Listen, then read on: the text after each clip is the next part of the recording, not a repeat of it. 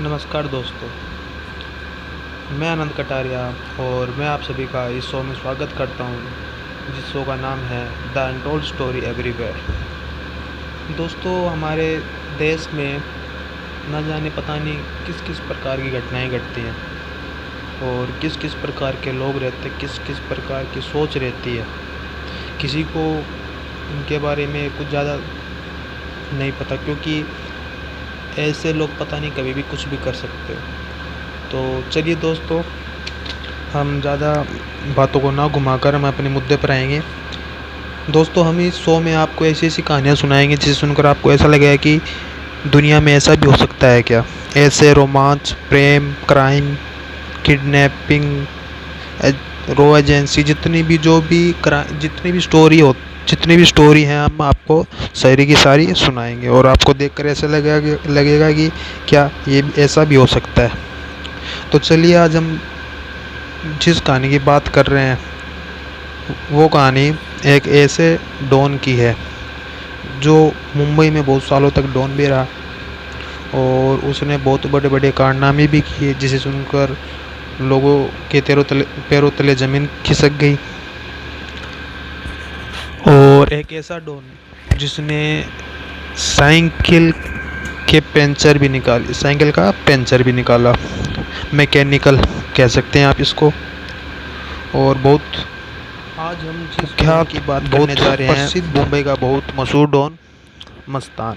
जी हाँ दोस्तों, आपने इसका नाम ज़रूर सुना होगा। मस्तान ने जब हज यात्रा की, कहा जाता है कि दोस्तों जब मस्तान ने हज यात्रा की तो हाजी मस्तान के नाम से जाना जाने लगा।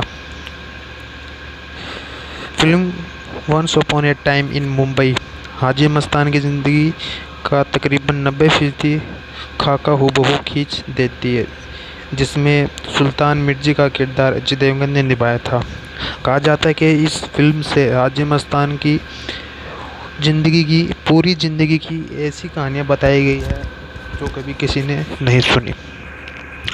कहा जाता है कि मस्तान को फिल्मी इंडस्ट्री से भी बहुत लगाव था। फिल्म इंडस्ट्री का मस्तान से और मस्तान का फिल्म इंडस्ट्री से खूब वास्ता रहा है। मस्तान ने कई फिल्मों में पैसे लगाए हैं, खुद फिल्में भी प्रोड्यूस की हैं। 8 से 70 के दशक कोई कलाकार, निर्माता, निर्देशक बचा हो जिसके संबंध हाजी मस्तान से न रहे हों। यहाँ तक कि संजय गांधी तक मस्तान के घर दावतों में देखे गए हैं। एक बात यह भी कहा जाती है कि मस्तान के करीबियों में दिलीप कुमार, धर्मेंद्र, फिरोज खान और संजीव कुमार रहे हैं। यहाँ तक कि अमिताभ बच्चन और सुनील दत्त भी मस्तान के साथ देखे गए हैं। मस्तान की ज़िंदगी पर आधारित अमिताभ बच्चन अभिनीत फिल्म दीवार और कुली बनी है, जो सुपरहिट साबित हुई है।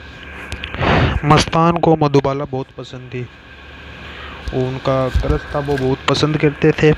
और एक बार तो ये भी कहा जाता है कि मस्तान मधुबाला से शादी भी करना चाहते थे, लेकिन कुछ कारणों से नहीं हो पाई। इसीलिए मस्तान ने डांसर और अदाकारा सोना से शादी की, जो कि हूबहू मधुबाला से दिखती है। मस्तान ने यहाँ पर एक डांसर और एक अदाकारा से शादी की जिसका नाम था सोना, जो कि मधुबाला से उसकी शक्ल मिलती थी, जो कि बॉडी लैंग्वेज ज़्यादा मिलता था, इसलिए उसने उसको पसंद आई वो। मस्तान एक गरीब परिवार से तंग आकर जब मस्तान के पिता मुंबई आए तब मस्तान महज 8 साल का था। मुंबई में क्राफोर्ड बाज़ार के सामने वो अपने पिता के साथ साइकिल रिपेयर का काम करने लगा। जी हाँ दोस्तों, ये वही डॉन है जिसने 8 साल की उम्र में साइकिल पेंचर निकाली हुई है और मैकेनिकल काम किया हुआ है। मस्तान जिस समंदर के किनारे कुली का काम करता था, उसी समंदर की लहरें उसके लिए बेशुमार दौलत कमाने का जरिया बन गई। घड़ियों और ट्रांजिस्टर की तस्करी से शुरू हुआ सिलसिला सोने की तस्करी तक पहुंच गया। दोस्तों, जो वहाँ पर एक कुली का काम करता था, वहाँ पर एक समुंदर था, वहीं से इसने अपनी क्राइम का पहला कदम रखा। इस दौरान मस्तान अलगाबी से मिला। अलगाबी और मस्तान दोनों मिलकर सोने की तस्करी करने लगे। लेकिन अल-गाबिल पकड़ा गया और जब अल-गाबिल जेल से छूटकर आया तो मस्तान ने उसके हिस्से का सोना उसे लौटा दिया।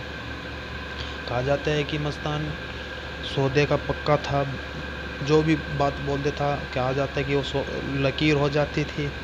और ऐसा भी कहा जाता है कि हाजी मस्तान दोस्तों में बहुत मशहूर था। उसकी दाऊद से भी दोस्ती रही हुई है, बहुत बड़े बड़े लोगों से दोस्ती रही हुई है। कहा जाता है कि वो दोस्ती के लिए कुछ भी कर सकता है। फिर मुंबई से मस्तान का सिक्का चलने लगा, मुंबई में मस्तान का सिक्का चलने लगा। तभी करीम लाला और वर्दा से मस्तान की दोस्ती हो गई। फिर तीनों ने मायानगरी इलाके बांट लिए, तस्करी का धंधा जारी रखा।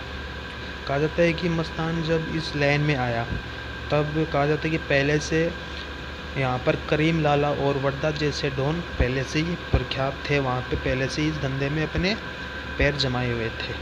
लेकिन मस्तान को यही धंधा अच्छा लगा, वो यही धंधा करना चाहता, इसलिए उसने भी यही सोचा कि मैं भी इसी धंधे में जाऊंगा और अपना नाम रोशन करूंगा, पैसे कमाऊंगा। फिर धीरे धीरे मस्तान ने इन दोनों से दोस्ती करके फिर इसने उनको ऐसे अपनी तरफ कर लिया कि इन्होंने मुंबई में 3 हिस्से कर दिए और तीनों हिस्सों में अलग अलग बराबर का हिस्सा बांटकर उस पर राज करने के लिए, उस पर काम करने लगे, हुकूमत करने लगे। फिर धीरे धीरे मस्तान का स्टाइल एकदम बदल चुका। चमचमाता सफ़ेद लिबास, हाथ में 555 सिगरेट, 555 बहुत महंगी सिगरेट आती है, गले में बिस्मिल्लाह का लॉकेट और गाड़ी का नंबर 786 मस्तान का स्टेटस सिंबल बन चुका था। तो कहा जाता है कि जो 786 जो एक संख्या जो हमारे यहाँ पे एक लकी संख्या मानी जाती है, उसकी शुरुआत सबसे पहले मस्तान ने की थी। उसने वो 786 वाला जो नंबर प्लेट है वो अपनी गाड़ी पर लगवाया और वो एक नंबर प्लेट ऐसी उसकी पहचान बन गई कि 786 से मस्तान को पहचान जाना लगा मुंबई के अंदर। दमन में सोने की तस्करी से लिप्त रहे शुक्र नारायण साल 1974 में जब एक गंभीर कानूनी मसले में फंस गए, तब मस्तान ने उस वक्त राज जेठमलानी को 1 लाख रुपए रोज दिया और उन्होंने उसे 1 लाख रुपए में, मतलब उसे जेठमलानी को रोज़ 1 लाख रुपए देते थे उसके केस लड़ने के लिए, जब तक वो केस चलता रहा। और इसी के साथ जेठमलानी का भी कद और ऊपर होता हुआ, क्योंकि उस ज़माने में 1 लाख रुपए बहुत बड़ी रकम होती थी। महाराष्ट्र के पूर्व महानिदेशक और डीसीपी टी सिंगावेर के मुताबिक एक बार जब मस्तान गिरफ्तार हुआ तो उसे कोल्हापुर के एक होटल रखा गया, जहां उसकी खूब खातिरदारी हुई और अगले ही दिन उसे जमानत मिल गई। ये तो उसका बहुत बड़ा नाम था मस्तान का मुंबई में।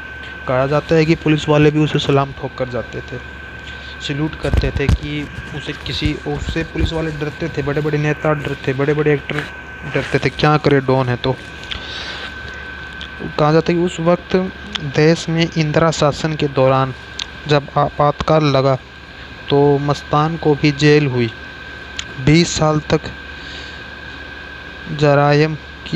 क्राइम की दुनिया पर राज करने से मस्तान का रुतबा बन गया तो उसने सियासत की दुनिया में कदम रख दिया और जयप्रकाश नारायण के एक कार्यक्रम में शपथ लेकर उसने बुरे कर्मों को अलविदा कह दिया। मस्तान ने दलित मुस्लिम सुरक्षा महासंघ के नाम से एक पार्टी बना दी। जब उसने अपने इस क्राइम के धंधे में उसने अपना बेशुमार नाम, दौलत, शोहरत सब कुछ पा लिया था, तो उसने अपना रास्ता बदल दिया, अपना रुख बदल दिया। फिर वो राजनीति की तरफ चला गया।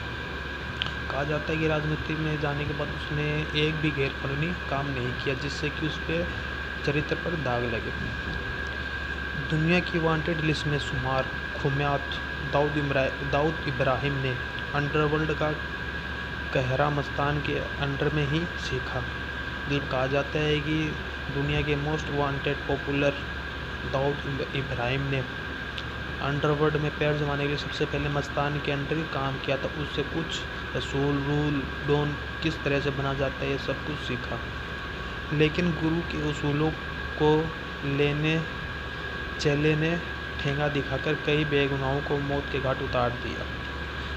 कहा जाता है कि मस्तान का उसूल ये था कि जितने कम हो सके उतने लोगों को मारो, मतलब बिना किसी वजह बिना किसी बेवजह किसी को मत मारो। लेकिन दाऊद इब्राहिम एक ऐसा था कि उसे ये लालसा लगी हुई थी कि उसे किसी भी तरह से इन सब से ऊपर उठना है। साल 1933 में मुंबई में वो एक बम धमाके का जिम्मेदार दाऊद पड़ोसी मुल्क पाकिस्तान में छिपा बैठा है। कहा जाता है कि 1993 में जब बम ब्लास्ट हुआ था उसमें दाऊद इब्राहिम का नाम था, जिससे वो अपने पड़ोसी मुल्क पाकिस्तान में जाकर छुपकर बैठ गया। उसके बाद वो कभी भी इंडिया में दाखिल नहीं हुआ। और कहा जाता है कि 1993 के बाद धीरे धीरे जो डॉन बनने का जो लोगों को एक दिमाग में खुमार था कि मुझे डॉन बनना, वो थोड़ा थोड़ा कम हो गया, क्योंकि उसके बाद सिक्योरिटी फिर पुलिस वाले ये थोड़ा धीरे धीरे जगने लगे। और फिर उससे क्या हुआ कि उससे धीरे धीरे गैर कानूनी काम थोड़े कम होने लगे। लेकिन होते हैं आज भी हैं सारे काम आज भी है, सभी को पता है कहाँ कहाँ से होते हैं, लेकिन कोई कुछ करता नहीं है। पता नहीं क्यों नहीं करते, तो मैं भी आज तक नहीं जान पाया। तो दोस्तों ये थी आज की हाजी मस्तान की स्टोरी, जिसने साइकिल से लेके बहुत बड़े बड़े कारनामे किए हुए हैं। जिसने साइकिल की पंचर निकाली है वो उसने बहुत बड़े बड़े कारनामे किए हुए हैं। तो दोस्तों आज की स्टोरी आपको कैसी लगी हमें ज़रूर बताना कमेंट बॉक्स में, और आगे आगे आपको कैसी कैसी स्टोरी सुननी है वो भी हमें ज़रूर बताइए। और जुड़े रहिए हमारे अनटोल्ड स्टोरी एवरीवेयर के फैमिली के साथ हमारे आइए, और आप भी हमारी फैमिली का हिस्सा बनिए। नमस्कार, मिलते हैं जल्दी अगली नेक्स्ट वीडियो में। Good bye.